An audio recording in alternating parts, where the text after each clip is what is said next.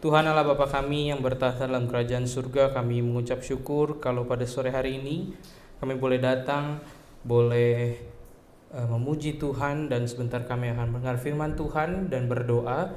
Kiranya Tuhan yang memimpin jalannya persekutuan doa ini dari awal pertengahan hingga akhirnya. Dan kalau sebentar kami akan merenungkan kebenaran firman Tuhan, berbicaralah kepada setiap kami ya Tuhan yang hadir pada malam hari ini. Kiranya Tuhan membukakan pengertian bagi setiap kami akan firman Tuhan. Dan Tuhan juga memberkati hamba-Mu yang lemah dan terbatas dalam menyampaikan kebenaran firman Tuhan. Kiranya melalui mulut bibirnya Tuhan memakai setiap perkataan yang keluar adalah apa yang Tuhan sampaikan kepada setiap kita yang hadir pada malam hari ini. Hanya dalam nama Tuhan Yesus Kristus kami menyerahkan jalannya khotbah ini dari awal pertengahan hingga akhirnya. Amin. Shalom, selamat sore Bapak Ibu Saudara sekalian. Hari ini kita akan merenungkan bersama-sama satu tema yang diberikan kepada saya, yaitu dibenarkan oleh iman, yang diambil di dalam Galatia pasal yang ketiga ayat 1 sampai ayatnya yang ke-14. Galatia pasal 3 ayat 1 sampai 14. Kita akan membacanya secara bergantian. Ayat 1 saya, ayat 2 Bapak Ibu Saudara sekalian, begitu seterusnya sampai ayatnya yang ke-14. Sudah ketemu Bapak Ibu Saudara sekalian? Sudah? Sudah ya? Kita akan membaca secara bergantian Galatia pasal 3 ayat 1 sampai ayatnya yang ke-14. Demikianlah firman Tuhan. Hai orang-orang Galatia yang bodoh, siapakah yang telah mempesona kamu? Bukankah Yesus Kristus yang disalibkan itu telah dilukiskan dengan terang di depanmu?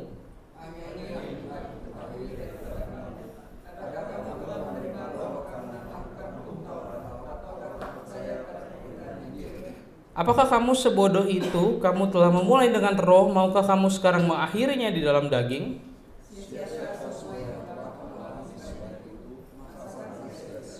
Jadi bagaimana sekarang? Apakah Ia yang menganugerahkan roh kepada kamu dengan limpah-limpah dan yang melakukan mukjizat di antara kamu berbuat demikian karena kamu melakukan hukum Taurat atau karena kamu percaya kepada pemberitaan Injil?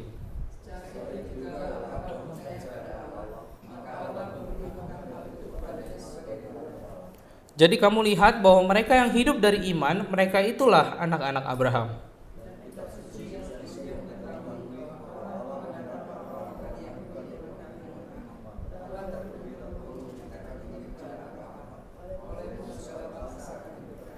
Jadi mereka yang hidup dari iman, merekalah yang diberkati bersama-sama dengan Abraham yang beriman itu.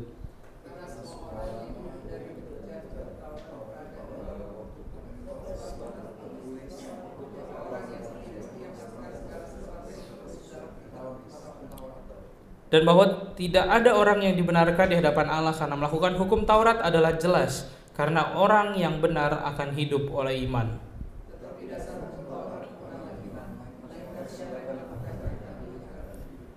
Kristus telah menebus kita dari kutuk hukum Taurat dengan jalan menjadi kutuk karena kita, sebab ada tertulis, terkutuklah orang yang digantung pada kayu salib.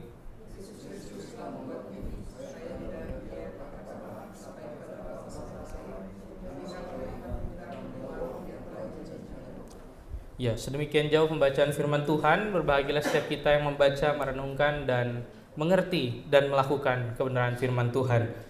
Saudara, bagian firman Tuhan yang kita baca di dalam Galatia pasal 3 ini adalah tulisan dari Rasul Paulus yang ditulis kepada jemaat Galatia yang disebabkan adanya pertengkaran atau adanya perdebatan antara orang Kristen Yahudi dan non-Yahudi, yang pada waktu itu orang-orang Kristen Yahudi itu menuntut orang-orang Kristen non-Yahudi untuk melakukan hukum Taurat.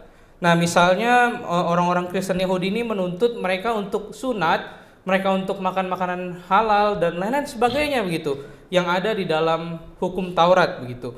Nah, karena itu tulisan ini dituliskan kepada mereka karena terjadi adanya perdebatan dan bahkan mungkin ada beberapa orang Kristen di sana yang akhirnya ikut melakukan hukum Taurat ini karena adanya desakan dari orang-orang Kristen Yahudi pada waktu itu. Makanya dengan tegas Rasul Paulus dari ayat 1 aja dia udah sebut, hai orang-orang Galatia yang bodoh gitu ya. Jadi Paulus sudah dengan keras di awal dia menuliskan kekecewaannya kepada mereka yang dapat dengan mudah terpengaruh dengan ajaran yang berkata bahwa mereka pun harus melakukan hukum Taurat.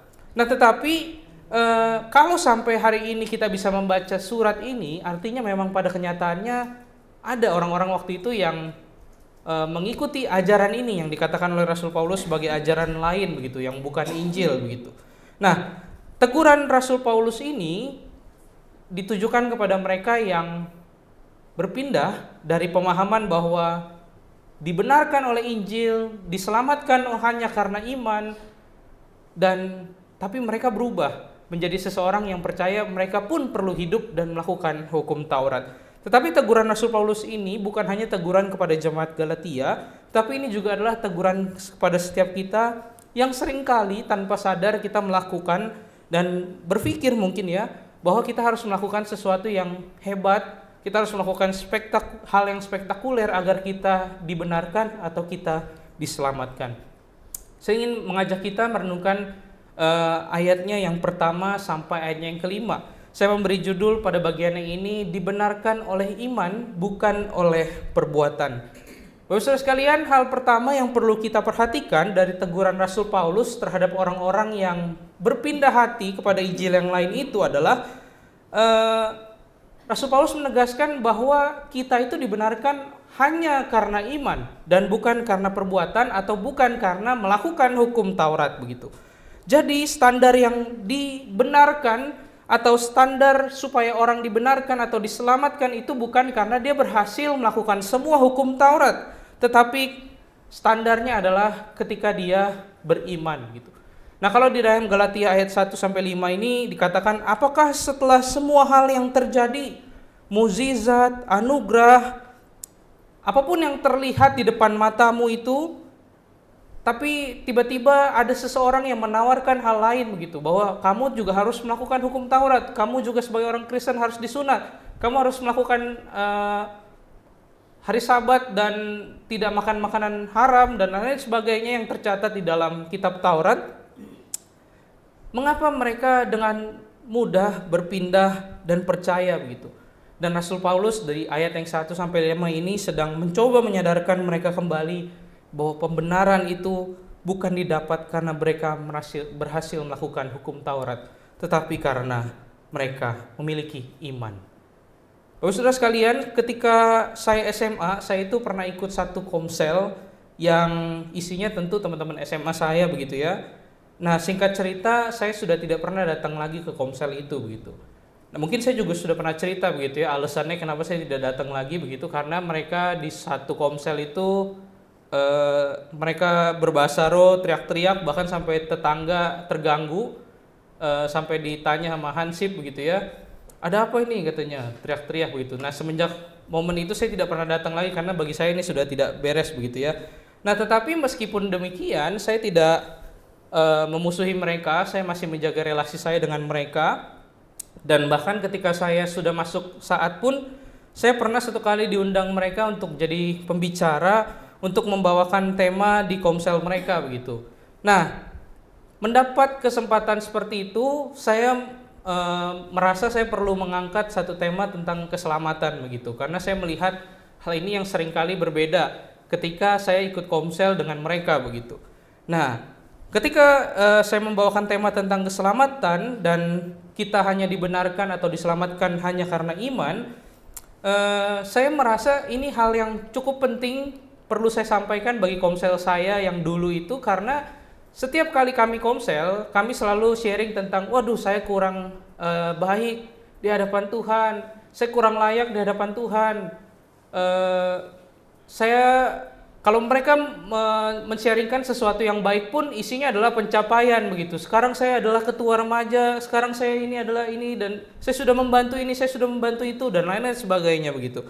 Nah, karena itu seringkali saya merasa bahwa yang di-sharingkan ini menunjukkan kesannya begitu ya, bahwa mereka harus melakukan perbuatan yang besar dulu supaya disenangi Tuhan, atau dibenarkan atau diselamatkan oleh Tuhan. Karena itulah saya memilih tema tentang keselamatan dan dibenarkan hanya oleh iman. Dan ketika saya menjelaskan materi tentang keselamatan hanya oleh iman, bukan dari Galatia tapi ya, dari Ibrani, saya campur-campur pokoknya waktu itu. Tetapi Bapak Ibu Saudara tahu apa respon mereka? Mereka berkata, bagaimana mungkin Tuhan bisa berkarya dalam diri kita kalau kita tidak baik? Bagaimana mungkin kita bisa dipakai Tuhan kalau kita tidak baik? Dan bagaimana kehidupan kita bisa baik kalau kita tidak berusaha untuk baik? Dan lain-lain sebagainya. Intinya saya menangkap ketidakcocokan pemikiran dengan mereka begitu. Nah, tetapi saya jawab waktu itu bahwa memang benar pada kenyataannya kita semua itu perlu sempurna untuk melakukan kebaikan. Tetapi kenyataannya apakah kita mampu melakukan semua kebaikan itu dengan sempurna? Saya rasa banyak orang-orang di luar kekristenan yang lebih mampu melakukan kebaikan gitu dibanding kita yang katanya orang Kristen. Saya merasa bahwa ketika kita hanya berfokus pada perbuatan spektakuler yang kita lakukan supaya Tuhan senang, supaya Tuhan berkarya dalam kehidupan kita dan lain-lain sebagainya, itu banyak standar orang yang lebih baik dan yang lebih hebat daripada kita gitu. Saya memberikan satu ilustrasi pada waktu itu kepada teman-teman saya. Saya memberikan ilustrasi membuat kue. Mungkin saya juga udah pernah sampaikan di tempat ini begitu ya. Saya bilang kalau kita mau buat kue, adonan kue yang terdiri dari 10 telur, kita masukkan telur 1, telur 2, telur 3, dan sampai akhirnya telur yang ke-10 itu telurnya busuk dan sudah tercampur begitu ya di adonan kue. Apa yang akan kita lakukan? Apakah kita akan tetap mengaduknya dan membakarnya jadi sebuah kue? Apakah kita berusaha untuk memisahkan? Apakah mampu kita memisahkan sekuat tenaga kita, seberapa waktu lama pun yang kita lakukan untuk memisahkan telur busuk itu dari adonan kue itu? Jawabannya tidak bisa. Mungkin kalau yang sering bikin kue tahu gitu ya, betapa susahnya. Kalau telur jatuh aja bersihinnya susah Bapak-Ibu Saudara sekalian ya. Apalagi misahin telur busuk dari satu adonan gitu. Saya bilang bahwa bagaimanapun ketika kita berusaha melakukan sesuatu yang spektakuler, sesuatu yang baik untuk memperoleh keselamatan atau memperoleh pembenaran dari Tuhan, tidak ada yang mampu. Tidak ada yang mampu karena kita adalah manusia berdosa.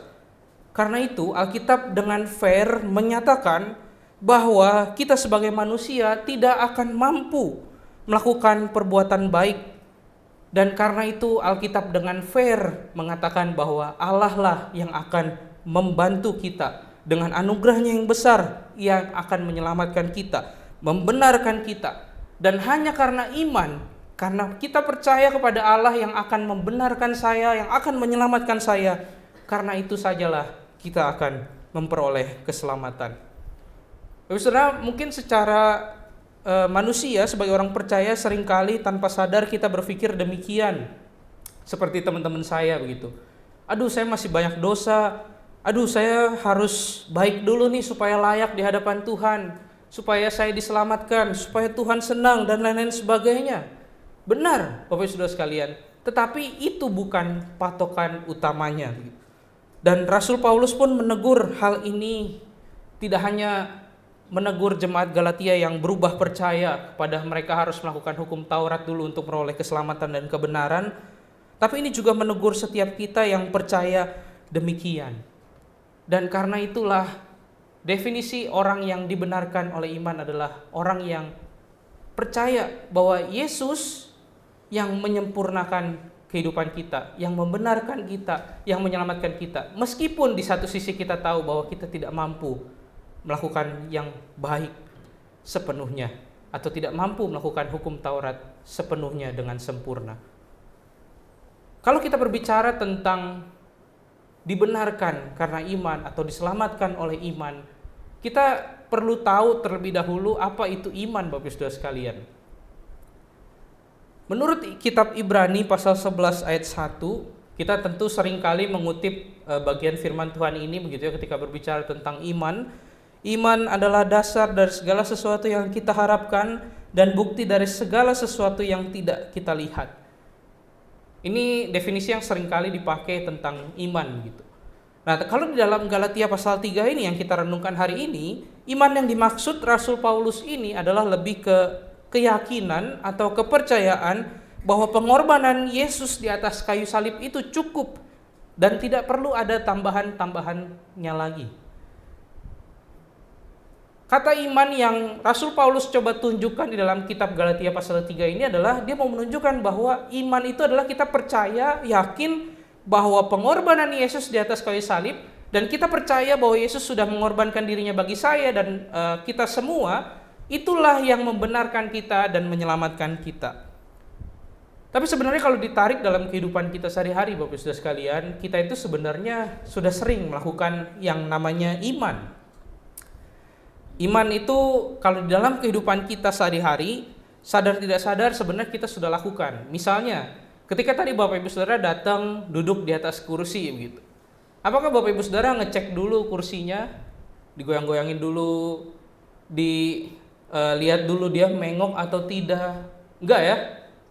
Pasti langsung duduk aja begitu ya, asal penampakan sekilasnya bagus begitu. Bapak Ibu Saudara langsung duduk. Itu iman Bapak Ibu Saudara sekalian. Siapa yang tahu tampaknya bagus begitu duduk tebelah begitu ya misalnya? Tidak ada yang tahu begitu. Dulu saya pernah juga di sekolah gitu ya, dijailin sama temen, ditarik begitu. Karena saya beriman gitu ya. Saya yakin kursi tidak akan pindah, tapi kan ditarik temen gitu ya. Jadi jatuh ke belakang. Saya tidak ngecek dulu ke belakang karena saya yakin bangku saya udah pasti di situ. Saya sudah pasti duduk di sana. Tanpa sadar kita sudah melakukan dan mempraktekkan iman gitu.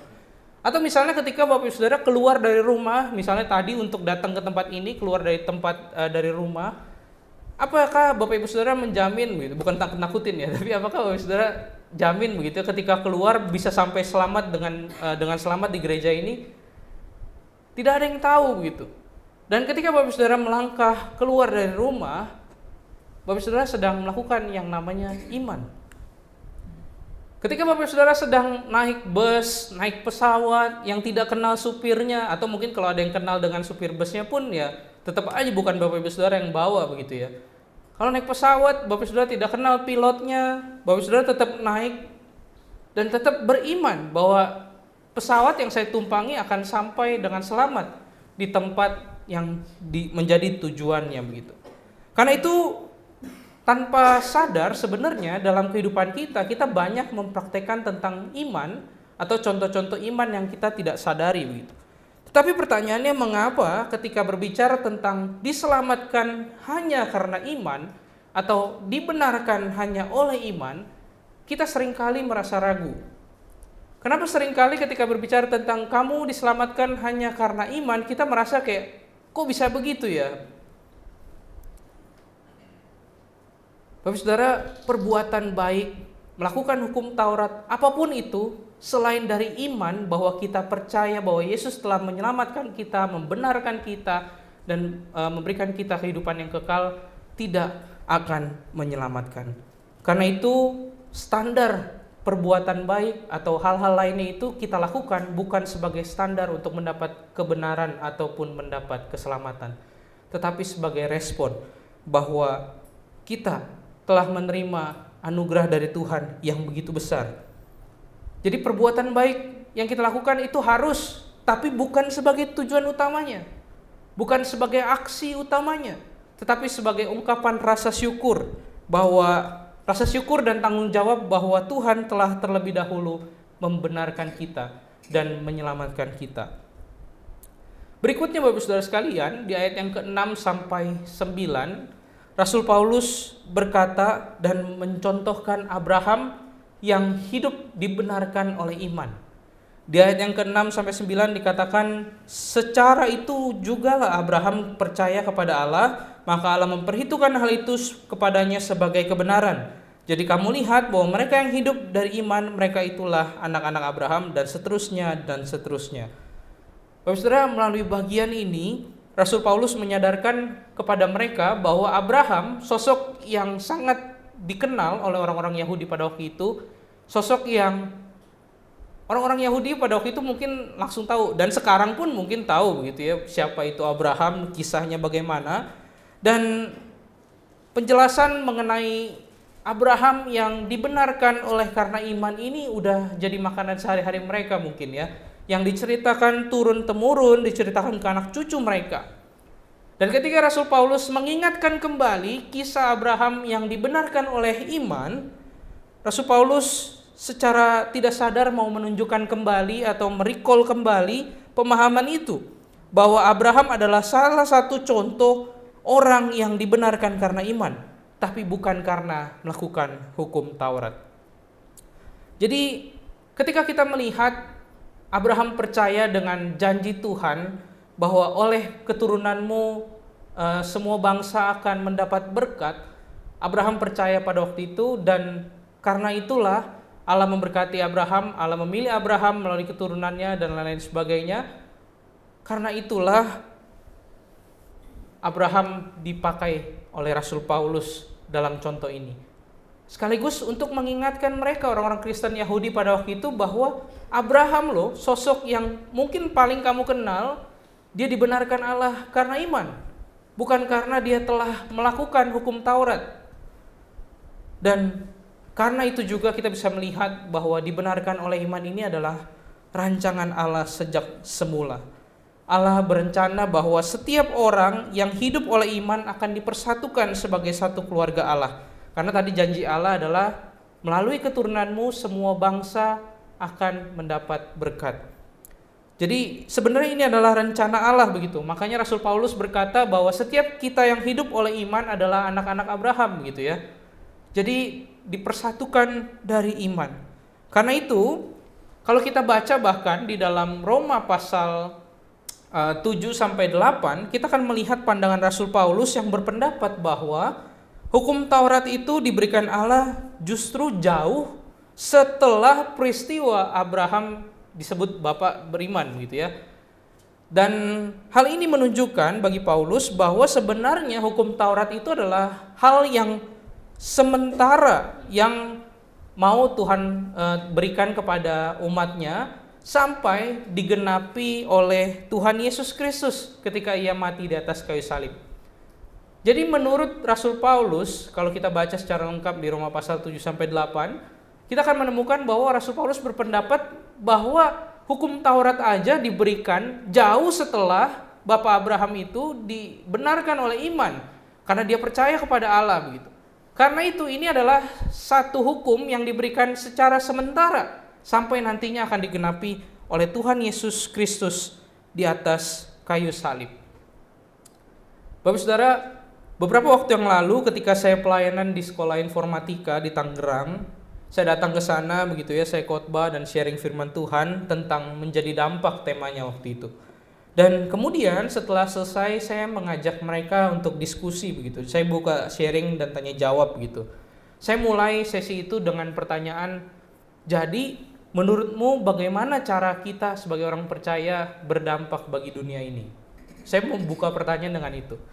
Tapi banyak anak-anak di sana yang menjawab, ya dengan kita beribadah kepada Tuhan, kita melakukan kebaikan, kita membantu si A, membantu teman, bantu orang tua, dan lain-lain sebagainya. Apakah jawaban tersebut salah Bapak Saudara sekalian? Tidak. Tetapi saya iseng waktu itu, saya tanya ke anak-anaknya. Tapi agama yang lain juga beribadah, saya bilang. Terus bedanya apa dengan kita? Tapi agama yang lain atau kepercayaan yang lain juga membantu orang tuanya, membantu temannya, bahkan kalau orang-orang Buddha mereka membantu lebih cepat dari gereja-gereja. Benar atau tidak saya tanya. Mereka diam Bapak Saudara sekalian. Saya jahil, saya tanya mereka seperti itu ya. Terus saya bilang, terus kebetulan ada anak yang tidur juga. Jadi saya tanya ke dia, jadi gimana menurut kamu, mungkin sudah dapat pencerahan, saya bilang begitu ya. Terus dia bilang, apa nih ya gitu ya. Tapi intinya seringkali ketika ditanya tentang hal ini, kita selalu menjawab bagaimana, yaitu dengan cara beribadah kepada Tuhan, berbuat baik. Seringkali sadar tanpa sadar, perbuatan yang akan kita lakukan itu masuk di dalam kepala kita sehingga kita berpikir bahwa untuk mendapatkan hati Tuhan atau untuk mendapatkan keselamatan atau untuk dibenarkan oleh Tuhan, kita perlu melakukan sesuatu. Sedangkan Alkitab berkata sebaliknya begitu. Alkitab berkata bahwa hanya karena kasih karunia Allah, hanya karena iman, dan bukan hasil usaha kita sendiri kita memperoleh keselamatan atau pembenaran. Tanpa sadar banyak orang-orang Kristen yang percaya bahwa mereka perlu melakukan sesuatu untuk dibenarkan, untuk mendapat keselamatan. Tetapi firman Tuhan hari ini melalui teguran Rasul Paulus mengingatkan kita bahwa yang menyelamatkan kita bukanlah perbuatan kita, tetapi iman kita kepada Yesus Kristus yang memberikan keselamatan itu. Yang ketiga, Bapak Saudara sekalian, kita akan melihat di dalam ayat yang ke-10 sampai 14. Di sini Rasul Paulus mengkontraskan hidup menurut hukum Taurat dengan hidup menurut iman gitu. Nah, di ayat ini Rasul Paulus berkata, karena semua orang yang hidup dari pekerjaan hukum Taurat berada di bawah kutuk. Sebab ada tertulis, terkutuklah orang yang tidak setia melakukan segala sesuatu yang tertulis dalam hukum Taurat. Apa Bapak Ibu Saudara sekalian maksud dari bagian firman Tuhan ini? Ketika Allah memberikan hukum Taurat kepada bangsa Israel, hukum itu diberikan kepada bangsa Israel sebagai kaca pembesar untuk menunjukkan betapa bangsa tersebut berdosa. Bahkan bukan cuma kepada bangsa Israel, kepada semua manusia yang membaca hukum Taurat itu digunakan sebagai kaca pembesar untuk menunjukkan bahwa manusia itu berdosa. Tetapi di sisi yang lain, hukum Taurat itu juga seperti seorang guru yang galak, yang menertibkan siswanya yang nakal supaya dia tetap berada di jalur yang tepat. Jadi ketika Allah memberikan hukum Taurat kepada bangsa Israel, ini punya dua fungsi. Yang pertama, dia menunjukkan bahwa bangsa itu atau manusia itu berdosa dan tidak sesuai dengan rencana Allah, tidak sesuai dengan apa yang Allah mau begitu. Menunjukkan manusia berdosa atau bangsa itu berdosa. Dan yang kedua, sebagai guru yang galak begitu ya, seperti guru yang galak yang menertibkan muridnya supaya tetap di jalur yang benar. Karena itulah ketika Paulus berkata orang yang hidup dari pekerjaan hukum Taurat berada di dalam kutuk, itu seperti orang yang hidupnya seumur hidupnya diomelin mulu sama guru yang galak begitu ya. Jadi bisa dikatakan kalau orang hidup di dalam hukum Taurat itu dia seringkali diomelin, seringkali dikoreksi begitu, seringkali dipukul karena dia seringkali ditunjukkan bahwa dia itu salah dan lain-lain sebagainya begitu. Dan makanya di ayat yang ke-11 sampai 12 Rasul Paulus berkata, dan bahwa tidak ada orang yang dibenarkan di hadapan Allah karena melakukan hukum Taurat adalah jelas. Karena orang yang benar akan hidup oleh iman, tetapi dasar hukum Taurat bukanlah iman, melainkan siapa yang melakukannya akan hidup karenanya. Jadi hukum Taurat itu perlu dilakukan dengan sempurna, baru orang akan hidup karenanya begitu. Dan saya ingat Bapak Saudara ketika mempersiapkan bagian ini, ketika saya ada di kelas 3 SMP, waktu itu saya sedang malas belajar begitu ya. Dan karena mau ujian nasional, ada tryout waktu itu ya, jadi ada ujian-ujian tes begitu ya. Nah, nilai saya jelek karena saya tidak rajin belajar waktu itu. Terus kemudian saya dipanggil oleh kepala sekolah SMP saya begitu. Dia berkata, kamu kalau begini terus tidak akan bisa lulus, tidak akan bisa dapat sekolah SMA yang gratis. Karena waktu zaman saya SMA 19, SMA 2 dan kawan-kawannya itu zaman Pak Ahok itu gratis begitu ya. Dan harus bagus nilainya supaya bisa masuk dan bersaing di sana. Ditakut-takutin begitu sama kepala sekolah saya. Kamu mau nanti satu kelas sama adik kelas kamu begitu. Kamu mau nanti kalau nggak naik terus satu kelas sama dedek kamu gitu ya. Karena saya sama dedek saya cuma beda 2 tahun begitu. Dan ditakut-takutin pokoknya Bapak Saudara sekalian. Dan saya sangat merasa tertekan dan takut sekali. Bahkan sampai ketika dipanggil itu, saya jadi orang yang kalau suka kerja kan workaholic begitu ya. Kalau ini suka belajar begitu ya. Tapi terpaksa. Karena saya takut dan saya merasa tertekan Bapak Saudara sekalian. Bahkan ketika saya sudah capek pun saya tetap merasa, aduh kayaknya saya masih kurang nih. Saya perlu belajar lagi nih begitu. Sampai saya nangis-nangis pun karena saya capek, saya tetap merasa saya harus belajar begitu. Karena saya takut dengan apa yang ditakut-takutkan oleh kepala sekolah saya pada waktu itu. Dan Di satu sisi saya pengen sekali main dengan teman-teman saya ketika hari Sabtu diajak pergi. Saya pengen sekali, tetapi saya merasa tertekan di satu sisi. Kalau saya tidak belajar, saya akan dapat nilai jelek, saya tidak akan bisa masuk ke sekolah yang gratis pada waktu itu. Dan kalau mengingat masa-masa itu, rasanya saya pun tidak mau lagi hidup di dalam kondisi yang tertekan demikian. Bapak Saudara, ketika Rasul Paulus menunjukkan bahwa orang yang hidup di dalam hukum Taurat adalah orang yang hidup dalam kutuk, kurang lebih penggambarannya seperti yang demikian. Orang yang hidupnya akan ketakutan ketika apakah dia sudah cukup baik, apakah dia sudah melakukan hukum yang ini, apakah dia melanggar hukum yang ini, dan lain sebagainya. Dia akan hidup dalam kutuk, dalam tanda kutip, karena dia akan hidup dengan rasa takut. Apakah dia sudah cukup baik? Apakah dia sudah cukup melakukan semua hukum itu dengan sempurna? Orang-orang yang melakukan hukum Taurat itu memang baik. Orang-orang yang berbuat baik itu memang baik. Orang-orang yang rela berbuat baik kepada sesamanya, melayani Tuhan, itu memang baik. Tetapi kalau kita hanya berfokus kepadanya, kita seperti hidup di dalam sebuah kutukan, di mana kita akan sangat ketakutan dan tertekan ketika kita membayangi apakah kita sudah cukup baik, apakah kita sudah cukup sempurna melakukan hukum Taurat. Karena itu kita orang percaya harusnya bersyukur bahwa kita dibenarkan bukan karena seberapa besar perbuatan kita, bukan karena seberapa hebat perbuatan kita, melainkan karena iman kita kepada Tuhan. Rasul Paulus di dalam ayat yang ke-13 sampai 14 berkata, Kristus telah menebus kita dari kutuk hukum Taurat dengan jalan menjadi kutuk karena kita. Sebab ada tertulis, terkutuklah orang yang digantung pada kayu salib. Yesus Kristus telah membuat ini supaya di dalam Dia berkat Abraham sampai kepada bangsa-bangsa lain, sehingga oleh iman kita menerima roh yang telah dijanjikan itu. Bapak Saudara, Kristus adalah anugerah yang membuat kita tidak perlu tertekan, tidak perlu takut, karena perbuatan baik, melakukan hukum Taurat bukanlah pusat kita diselamatkan, atau bukanlah pusat kita dibenarkan, melainkan kita percaya bahwa Yesus yang telah menggenapi itu, dan karena iman kita yang percaya kepada Yesus yang telah menggenapi hukum Taurat itulah kita dibenarkan dan diselamatkan. Kristus yang menanggung kutuk itu ketika Ia digantung di atas kayu salib, yang membereskan dan menggenapi hukum Taurat yang sebenarnya sangat mustahil untuk kita lakukan. Dan hanya dengan iman kepada Yesus Kristus yang telah melakukan anugerah itu, kita memperoleh kebenaran dan keselamatan.